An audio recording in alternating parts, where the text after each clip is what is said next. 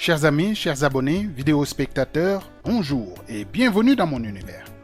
Aujourd'hui, nous abordons la seconde partie de notre thème intitulé « Au-delà du concept d'obélisque kémite ». Le livre dédié à ce thème verra bientôt le jour et j'espère que vous participerez à sa publication. Dans cette seconde partie, il sera question de deux points essentiellement pour éviter que la vidéo ne soit trop longue. La première étant de mettre en évidence la relation entre le soleil, les doigts de la main et l'obélisque. En second lieu, on examinera la liaison entre l'obélisque et le mot grec obelos, traduit par broche, puisque obéliskos est une petite broche, donc une brochette. Nous avons ici deux représentations artistiques de deux personnages bibliques qui font un geste très particulier. D'un côté, nous avons Saint Pierre, qui est le rocher, un des apôtres du Christ, qui tient dans sa main droite les clés qui ouvrent le royaume des cieux, et en même temps, avec cette même main droite, il indexe soit vers un objet, soit vers une direction. De l'autre côté, nous avons Saint Jean, qui vient annoncer la lumière du Christ.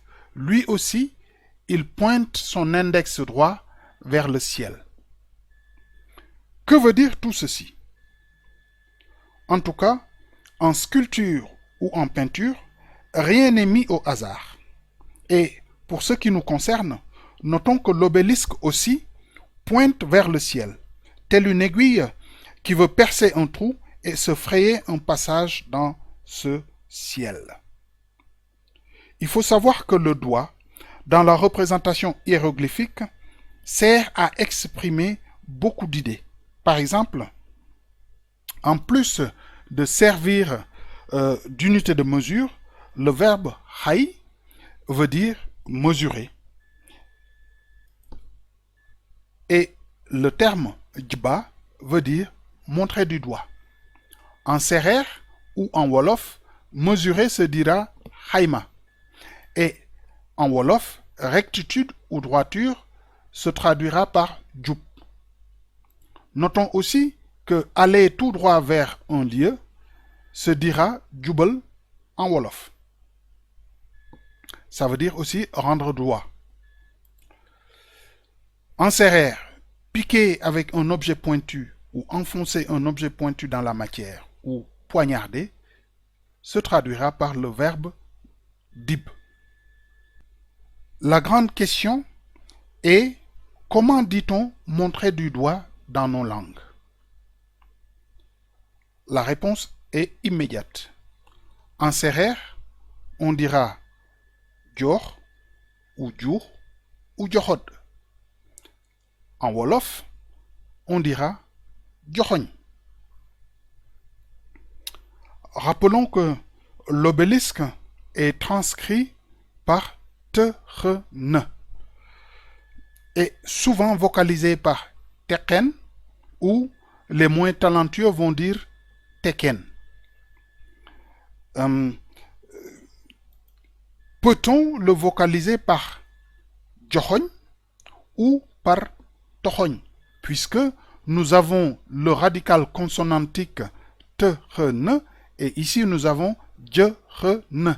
Donc, si nous prenons les voyelles O et O, en les mettant de part et d'autre du son re, nous avons tohogn. Sur cette photo, nous voyons le Nesu Akhenaton et un membre de sa famille en train de présenter au disque Aton des offrandes. Du disque partent des rayons de soleil qui se terminent par des mains qui offrent la vie par l'intermédiaire du signe Ankh, que nous voyons là aussi, tout juste à côté du nez du Nesu. Donc, les rayons du soleil symbolisent les bras. Nous allons maintenant donner quelques exemples d'actions réalisées avec les mains. En sérère, donner ou transmettre se dira chod ou chor. En wolof, on dira jox. En langue kémétique, on dira am pour saisir, et on voit bien le déterminatif très parlant. Et en wolof, am veut dire tiens, prends. En langue kémite, khnep veut dire saisir. En wolof, ngep veut dire tenir, saisir. En langue kémite, Maï est le nom du lion.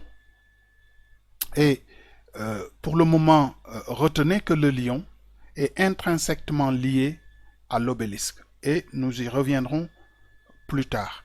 Aujourd'hui, il est question tout simplement de donner quelques exemples pour illustrer la ressemblance phonétique dans le même champ sémantique. Donc, si Maï est le lion, en wolof, Maï veut dire donner. Khma est saisir ou empoigner, et on voit au niveau du déterminatif, à part la main pour montrer qu'on est dans une action, nous avons ici une gerbe, certainement de céréales, et en sérère, khum se dit attaché dans le sens de mettre ensemble dans un paquet, et en plus, cette gerbe peut se traduire aussi en sérère par khum. Maintenant, nous allons aborder l'aspect broche, donc obelos. Et la question est, va-t-on retrouver notre vocalisation jokhogn ou tokhogn?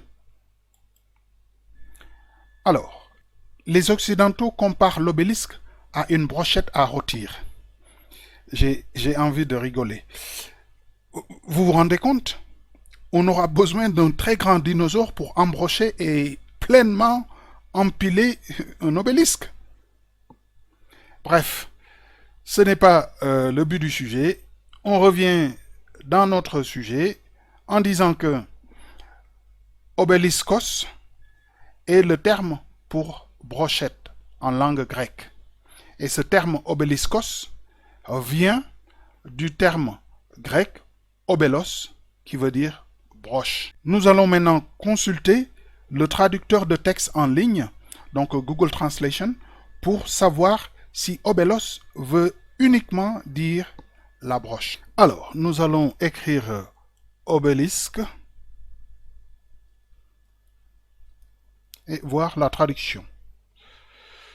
Nous voyons bien que c'est obéliskos. En anglais, obélisque. Donc, comme nous avons obéliskos qui vient de obelos, alors ce que nous allons faire, c'est on va copier obéliskos et ici, on va changer.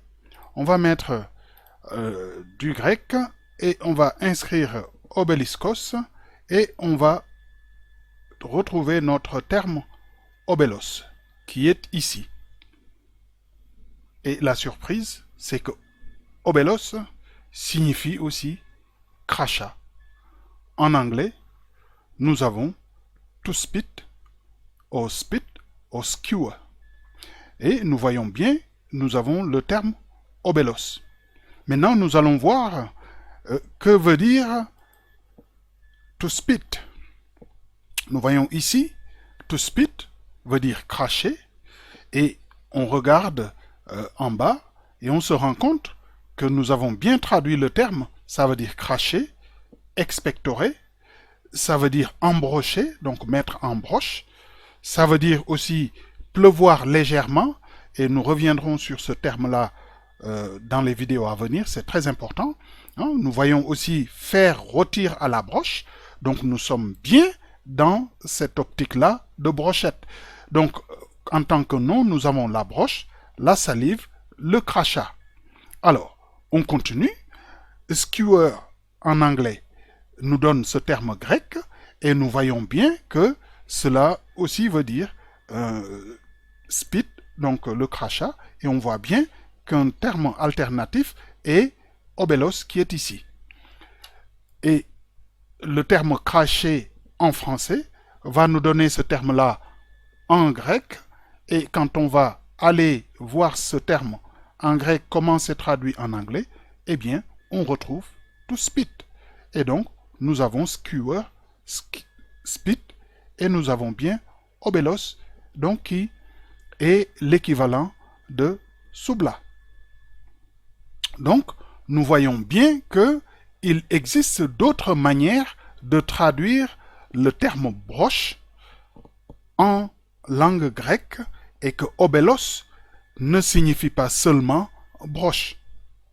Maintenant, nous allons partir au niveau des CRR en utilisant ce dictionnaire-là pour voir que signifie crachat, salive et autres. Et nous voyons ici tout de suite la salive se dira dochogne en CRR ou tochogne, hein, c'est le pluriel de dochogne, et nous voyons bien que c'est la salive, c'est aussi le crachat ou une muqueuse orale. Continuons. Nous avons de l'autre côté, quand on va chercher du CRR à l'anglais, nous avons dochogne, pluriel tochogne, et cela signifie la salive, le crachat ou la muqueuse buccale. Et nous avons le verbe dochogne qui veut dire cracher. Si nous prenons le crachat, hein, le spit, on retrouve dochogne. To spit, on retrouve duchut. On peut dire aussi duchit. Voilà.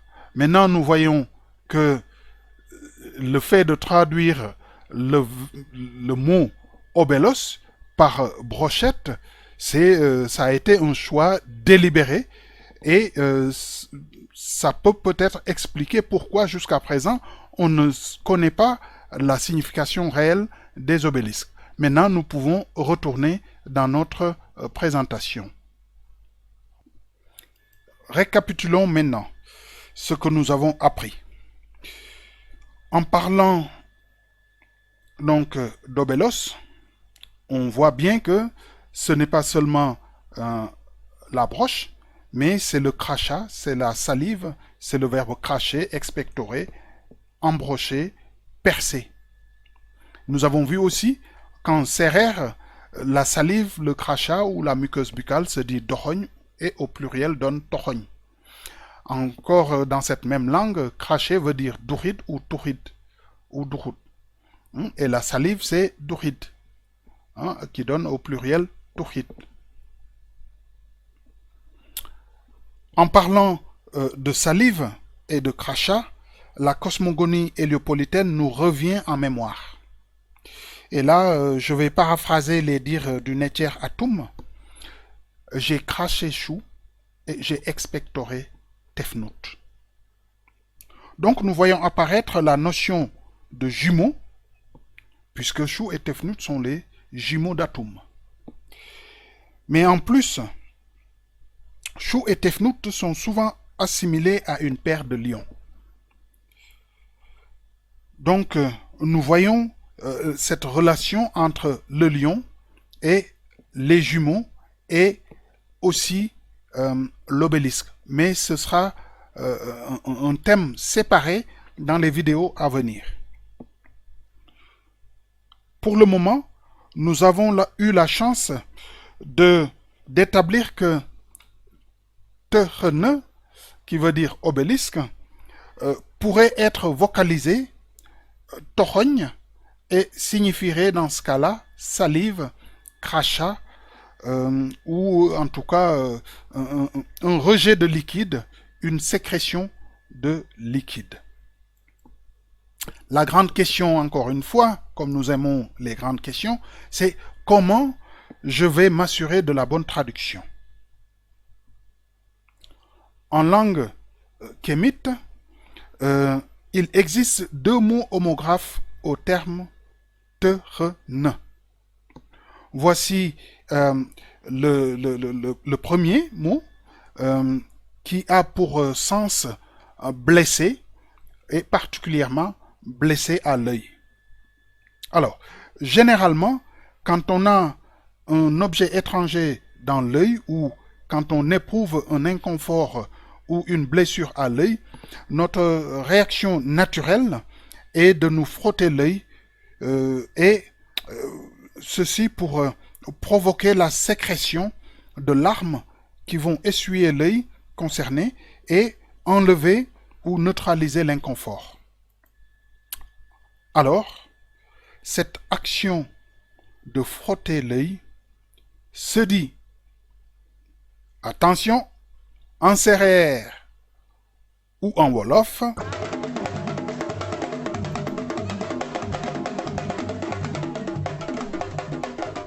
toxoñ, CQFD.